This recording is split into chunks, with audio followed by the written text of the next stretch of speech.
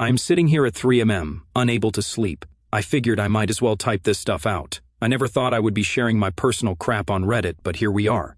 Maybe writing this will help me process everything that happened. Me, 32 male, and Emma, 30 female, were together since our early 20s. We met at my friend's house party. She was this gorgeous blonde who laughed at my stupid jokes. Honestly, I could not believe she actually gave me her number. The first few years were great. Staying up, talking about random stuff, weekend trips wherever we could afford gas money to get to. Inside jokes that made absolutely no sense to anyone else. I proposed after 3 years and had a small wedding at this lake spot. Nothing fancy, just people we actually cared about. Emma wore this simple dress that made her look incredible. The first couple years of marriage were pretty good. We had this tiny apartment that always had something broken. The landlord was useless. We talked about maybe going to Italy someday, starting a family once we were not broke all the time. I was building my landscaping business from nothing, just me, a truck that broke down every other week, and some basic tools. Emma was actually really supportive back then. She would help me figure out the accounting stuff, bring me lunch when I was working on bigger jobs, even help design some flyers and business cards. Even when I was completely exhausted from digging trenches and hauling rocks all day, I always tried to make time for her. Random date nights at places we could afford, little stuff I would pick up when it reminded me of her. Weekend trips to nearby spots. Nothing expensive, but I wanted her to know she mattered, you know? I can remember exactly when everything started changing. Emma's cousin Vanessa moved to our city for some job opportunity. Vanessa, 28 female, was basically Emma's opposite, super loud, constantly partying, always posting these thirst trap photos on Instagram, and had this attitude like she was the main character in some TV show or something. She never had a boyfriend for more than a couple months, but always had guys buying her drinks and taking her to fancy restaurants. At first, I did not really care that Emma was hanging out with her. Family is important, right? But then I started noticing these little changes. Emma started dressing different, more revealing stuff that she never wore before. Her Instagram started changing too. More posed photos, weird facial expressions, mysterious captions. She even started talking different around Vanessa, using slang I had never heard her say before, laughing way louder than normal. Just different. One night, after they went out for girls' night, Emma came home a bit tipsy, and I overheard her still talking to Vanessa on the phone in the bathroom. I know, right? Did you see how many guys were checking me out? She was giggling like a teenager. No, Ryan does not mind. He is just happy I am having fun. I pretended to be asleep when she came to bed. Maybe I should have said something then, but something told me to just watch what was happening for a while. Over the next couple months, Emma started being really weird with her phone, changed her password, always putting it face down, taking calls in another room. When I would ask who she was talking to, it was always just Vanessa or just work stuff. She was going out way more too. Girls' nights that would go till like 2 to 3 a.m., weekend shopping trips with Vanessa where she would come back, with hardly any actual shopping bags. I was starting to feel like I was living with a stranger. The Emma I married did not care about getting attention from random guys or staying out all night. The Emma I married actually wanted to spend time with me, asked about my day, cared about what I was doing. This new Emma barely noticed if I was even home. I tried to fix things. One night, after another long work day, I picked up her favorite takeout and grabbed some flowers on the way home. Nothing fancy, just a simple gesture to remind her I was still here, still trying. But when I walked into the apartment, the place was empty. No note, no text, just silence. I set the food on the counter, sat at the table, and waited. An hour passed, then 2. I checked her location, out downtown again. Eventually, I gave up, ate alone, and put the flowers in the trash. When she finally came home laughing at something on her phone, she barely even glanced at me. "Oh, you are still up," she said, kicking off her heels. I wanted to ask if she even noticed I was trying, if she cared at all, but I already knew the answer. We stopped even having conversations. When we did talk, it was mostly her talking about her cousin's latest adventures or some work drama. She stopped asking about my business, even though I was finally starting to get some bigger clients. One day, I landed this huge contract with this commercial office park, biggest job I had ever gotten, the kind that could really put my company on the map. When I told Emma, she barely looked up from her phone. "That is nice, babe," she said, scrolling through Instagram. I had been working my ass off for years to get to that point, and she could not even pretend to care for 5 seconds. One night, I was in the kitchen making coffee while Emma was getting ready to go out again. She walked in dressed in something way flashier than what she used to wear, tight red dress, heels high enough to make my ankles hurt just looking at them. gold hoop earrings that Vanessa probably picked out. I looked up from the sink and gave her a once-over. Damn, where is the fire? I joked, trying to keep it light. She did a little spin. Like it? She asked, grinning at herself in the fridge reflection more than at me. I mean, yeah, but you did not use to dress up like this just for drinks with Vanessa. She shrugged, checking her phone. Maybe I am just realizing I do not have to dress boring anymore. Vanessa says I should show off what I have got. I dried my hands and leaned against the counter. Vanessa says a lot of things. Emma smirked, locking her phone and slipping it into her tiny purse. Well, she is not wrong, you know. You are pretty lucky, Ryan. Plenty of guys wish to have a wife who looks like this. I was confused. Who says that to their husband? I raised an eyebrow.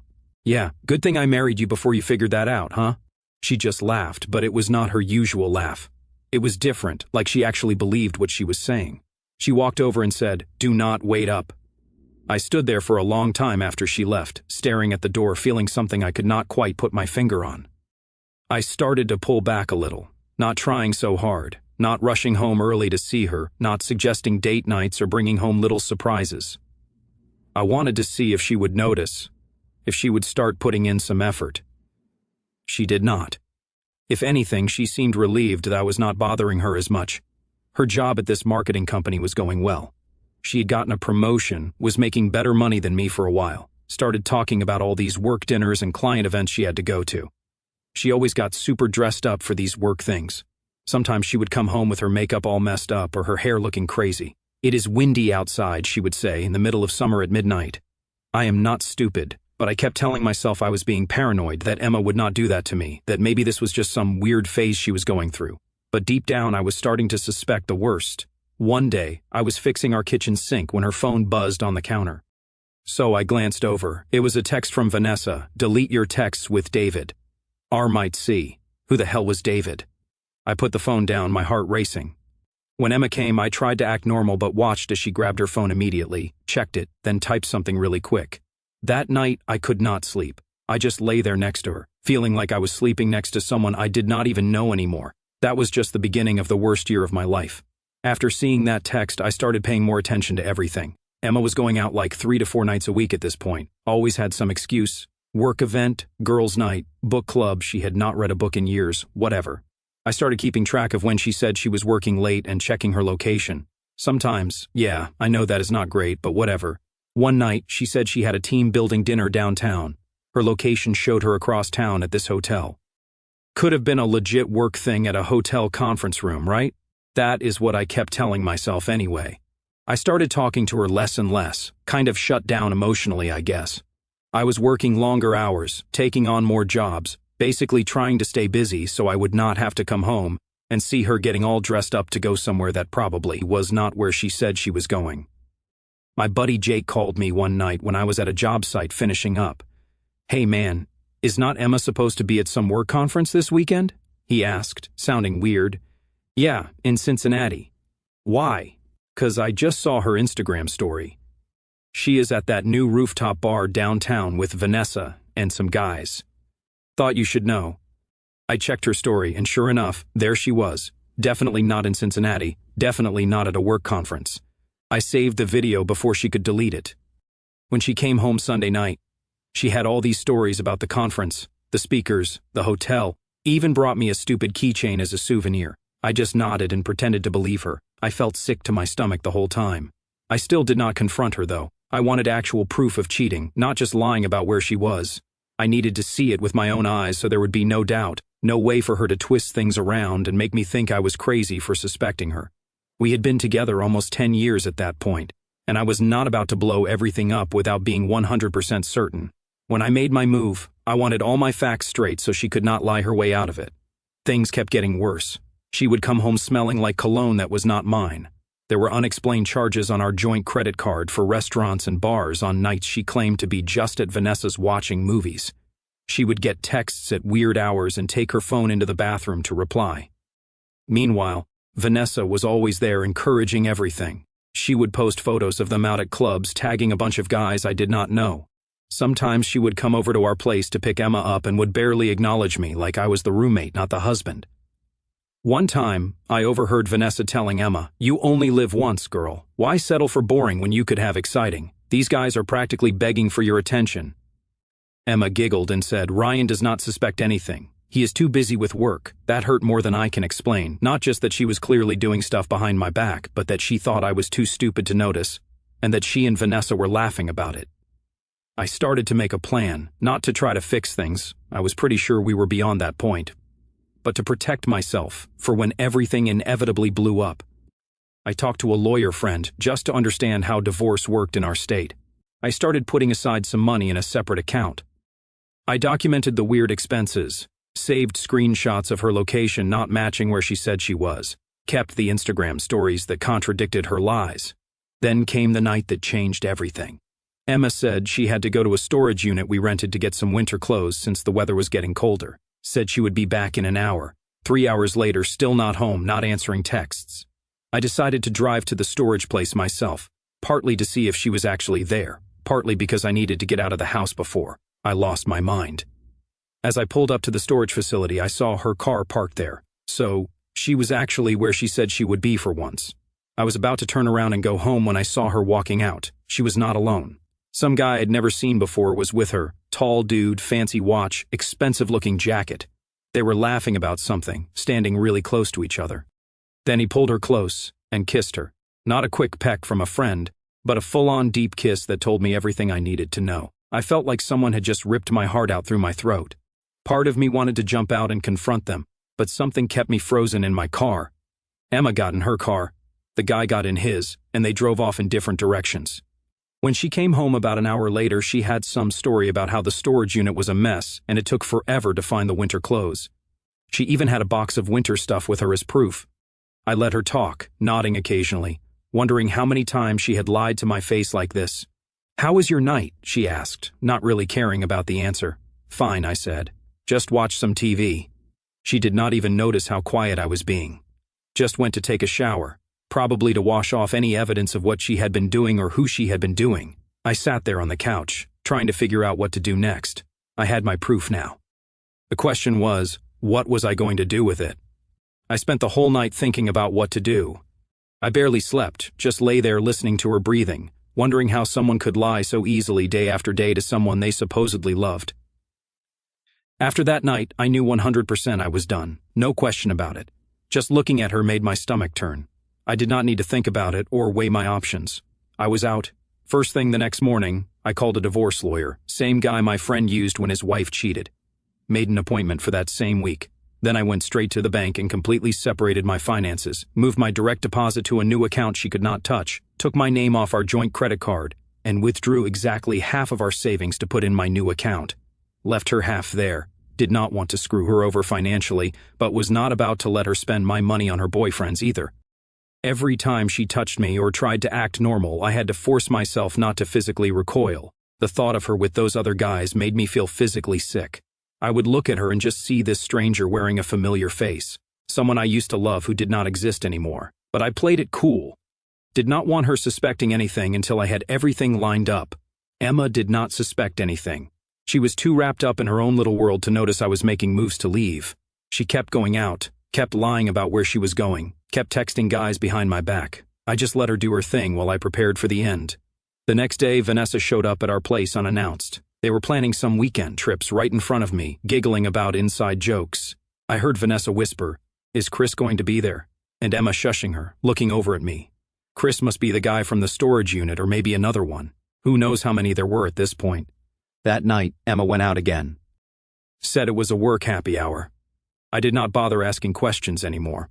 Around 2 a.m., she stumbled in, clearly wasted.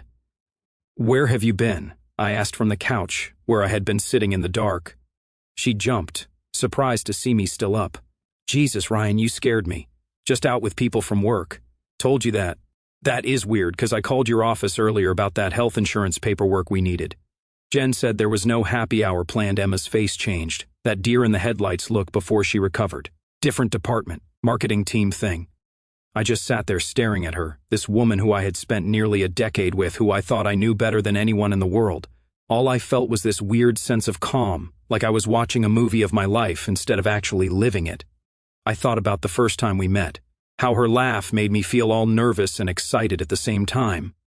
Our first apartment with that broken heater we could not afford to fix. The way she used to bring me coffee in bed on weekends. All these memories flashing through my mind like they were from another lifetime. And now this stranger telling me obvious lies. This person who meant nothing to me anymore. "Something else you want to tell me, Emma?" I asked quietly. "What are you talking about?" She was getting defensive, now. "I saw you at the storage unit. With him." Her face went white. "You were following me?" "Nope, just needed to grab something myself and saw you by accident." "Who is he? How long has this been going on?" She started crying, but I could tell they were not real tears. They were the manipulative kind, the ones designed to make me feel bad for catching her. "It is not what you think," she sobbed. "He is just a friend. You kiss all your friends like that?" That is when her whole attitude changed. The tears stopped instantly. She stood up straight, suddenly cold. "Fine.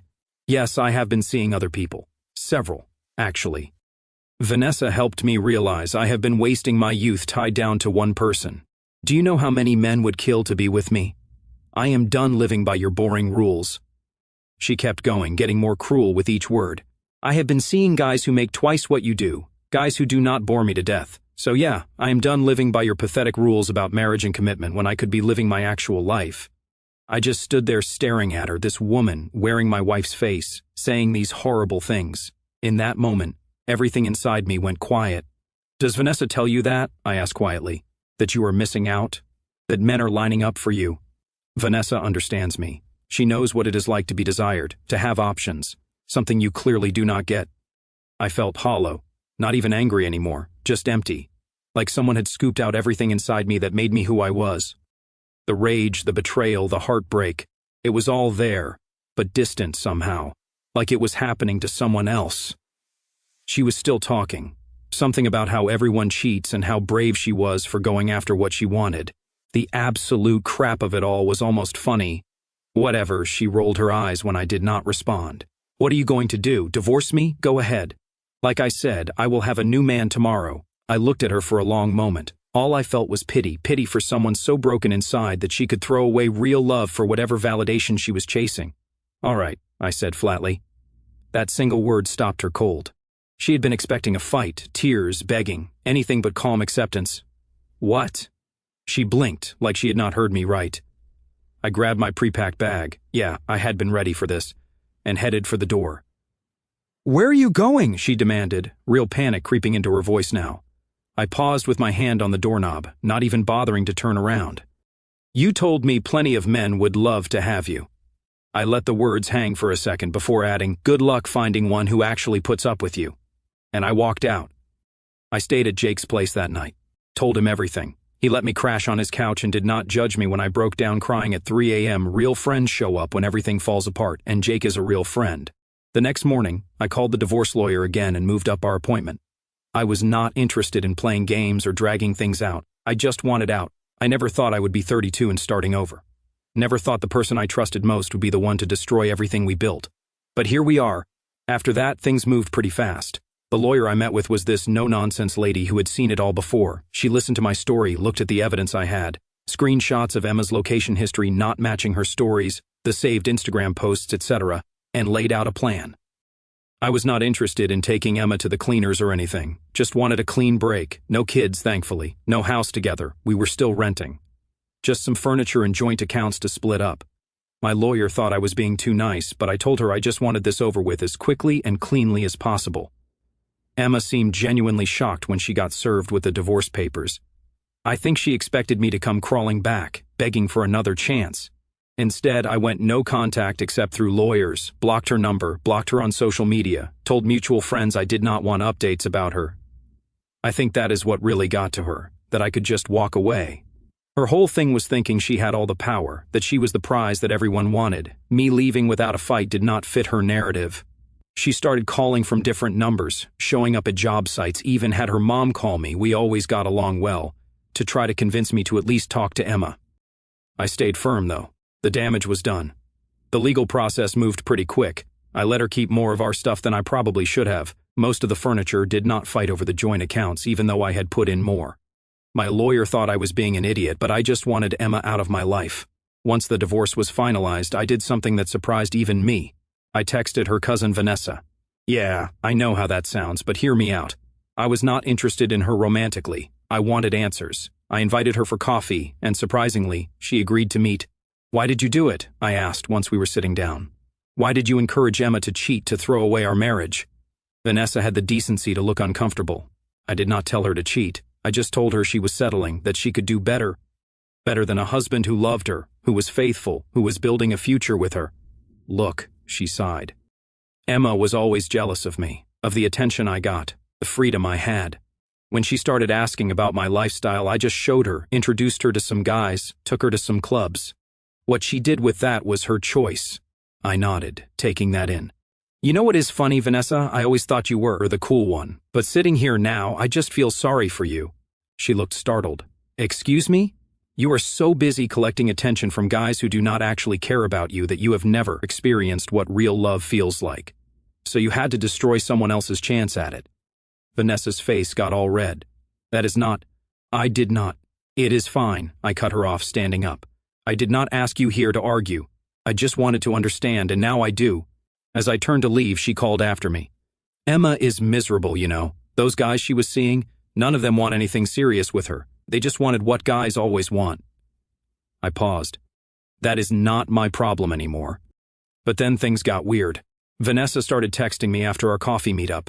At first with "how are you doing" messages, then sending me memes, then getting flirtier. Instead of ignoring her like I planned to, I saw an opportunity. I had an idea. I started responding, playing it cool but interested. We started talking regularly. I knew exactly what she was doing. She saw me as a challenge now, the guy who walked away from her cousin, and did not immediately worship her like every other dude.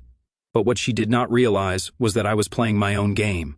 After a few weeks of texting, I invited Vanessa over to my new place for drinks. She showed up wearing this tight dress. I played my part, complimented her, laughed at her jokes, touched her arm when talking. The next morning, I accidentally left my location sharing on when I took her to breakfast at this place I knew Emma always went to on Saturdays. Made sure to sit by the window. Sure enough, Emma walked in, saw us together, and froze. The look on her face was, well, exactly what I was hoping for. Confusion, then shock, then this weird mixture of anger and hurt that I had never seen before. She turned around and practically ran out. Vanessa noticed and got this smug look. Guess Emma is seeing what she lost, she said, clearly enjoying her cousin's pain. I just shrugged like I did not care, but inside I was thinking, now you know how it feels. Within hours, Emma was blowing up my phone, dozens of texts ranging from furious, "How could you sleep with my cousin?" to devastated, of all people, "Why her?" to pathetic, "I made a mistake, please talk to me." I did not respond to any of them. Vanessa and I kept seeing each other for about a month. Nothing serious, just casual dates that I made sure Emma would find out about. I would pick Vanessa up from work when I knew Emma might see. We would show up together at places where mutual friends would be. I even posted a few pics of us on Instagram, knowing Emma would see them. Was it petty? Hell yes. After all her talk about how replaceable I was, watching her melt down because I was with her cousin felt like justice. Vanessa thought she was in control the whole time, but really, I was using her exactly how she had used Emma to destroy our marriage. And honestly, Vanessa was shallow as hell, could not talk about anything except other people's drama or herself. After about a month, when I was sure Emma had fully gotten the message, I ended things with Vanessa. We were at dinner, and she was going on about how her Instagram followers had increased since we started hanging out. I interrupted. "This is not working for me anymore." She looked genuinely shocked. "What? Why? Things are going great. They are really not. We want different things." Her face hardened. "Is this because of Emma? Has she been talking to you?" "No," I said honestly.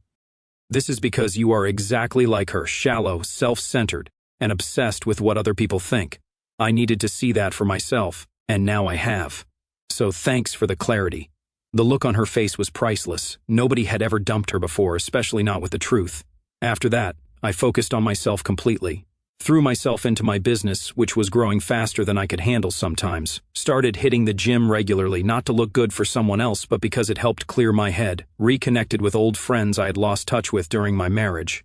A few weeks after I dumped Vanessa, I met a gorgeous girl I will call Allison at a client's housewarming party. She was this stunning redhead who immediately caught my eye, but what really got me was how different she was from Emma and Vanessa. When people talked, she actually listened. She asked real questions and cared about the answers. She laughed at jokes because they were funny, not to get attention. We hit it off right away, started dating, taking it slow. She was everything Emma was not. Confident without being arrogant, independent without being selfish, beautiful without needing constant validation from strangers, from mutual friends who could not help gossiping. I heard Emma was struggling. I guess she found out that she is not the one men would kill for as she thought. The guys she had been seeing disappeared once they got what they wanted. Her fabulous single life was just a bunch of hangovers and ghosting. She had even gotten in trouble at work for sleeping with clients. Meanwhile, Vanessa had moved on to some rich older guy and barely talked to Emma anymore. But honestly, I did not care about either of them.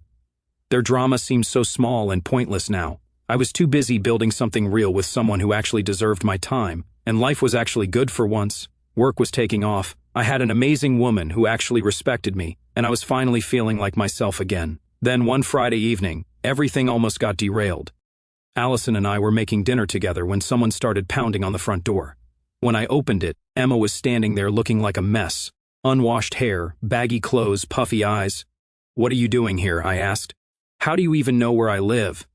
"Jake's wife told me," she mumbled. "Ryan, please, I just need to talk to you. There's nothing to talk about. You need to leave." I started to close the door. She literally got down on her knees in the doorway. "Please, I am begging you. I made the biggest mistake of my life. I have lost everything, my job, my friends. Vanessa does not even talk to me anymore. I cannot sleep. I cannot eat. I miss you so much it physically hurts. That is not my problem, Emma." Tears were streaming down her face now. "I know it is not, but please, if what we had ever meant anything to you, just give me 5 minutes. 5 minutes to explain. I have been in therapy. I understand now why I did what I did. I was insecure and stupid and... God, Ryan, I would do anything to take it back." She was full-on sobbing now, still on her knees. It was honestly pathetic and uncomfortable to watch. "Emma, get up. This is not going to work." Before I could get her to leave, Allison came to the door. There was this weird moment where they just stared at each other. "You must be Emma," Allison said politely. "I am Allison." Emma ignored her. "Who the hell are you?" "She is my girlfriend," I said. "She lives here."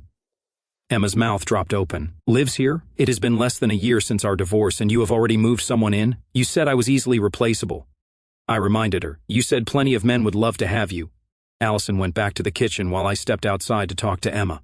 "I messed up, Ryan," Emma said, tearing up. "I know that now. I was stupid and selfish. I did not value what we had. Cool realization, but too late. I never found what I was looking for with those other guys. None of them cared about me. I did not appreciate your loyalty. Is there a point to this visit?" "I want another chance," she blurted out. "We had 10 years together.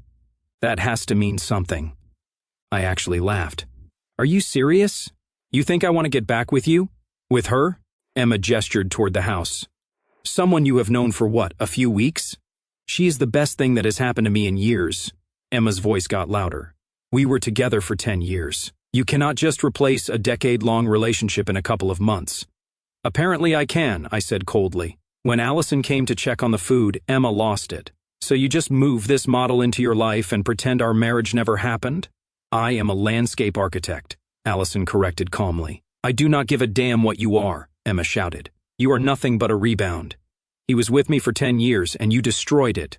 I cut in. "You cheated with multiple guys. You told me any man could replace me." "Well, you were wrong. I was not the replaceable one. You were..." She looked stunned. "You do not mean that..." "I do mean it. Those 10 years ended when you decided other men were more important than our marriage." She turned to Allison.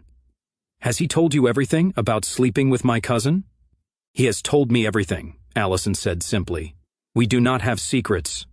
I took Allison's hand. "Do not come here again, Emma."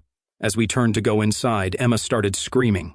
I closed the door on whatever else she was going to say. Through the door, we could hear her sobbing before she finally drove away for days after Emma tried contacting me through different numbers and accounts. I ignored all of it. That chapter of my life was closed. After all that, I proposed to Allison we are getting married next spring. As for Emma, she moved back to her hometown. Vanessa got engaged to some rich older guy and does not talk to Emma anymore. Looking back, I have learned some tough lessons. When your wife starts acting shady, do not make excuses for her. Someone who can be talked into betraying you probably was not worth keeping anyway. And being single is way better than being with someone who makes you feel worthless. So thanks for the life lessons, Emma. That is my story, Reddit. If you are going through something similar, hang in there. It gets better. Edit. Thanks for all the responses. To answer common questions, 1. Yes, Allison knows about the Vanessa thing. She said it was understandable, but kinda gross. 2. No, I do not feel bad about how I handled Emma showing up. 3. Emma was not always like this. People either change or show their true colors eventually. 4. Have not heard from Emma directly since. A friend said she is dating someone in her hometown now.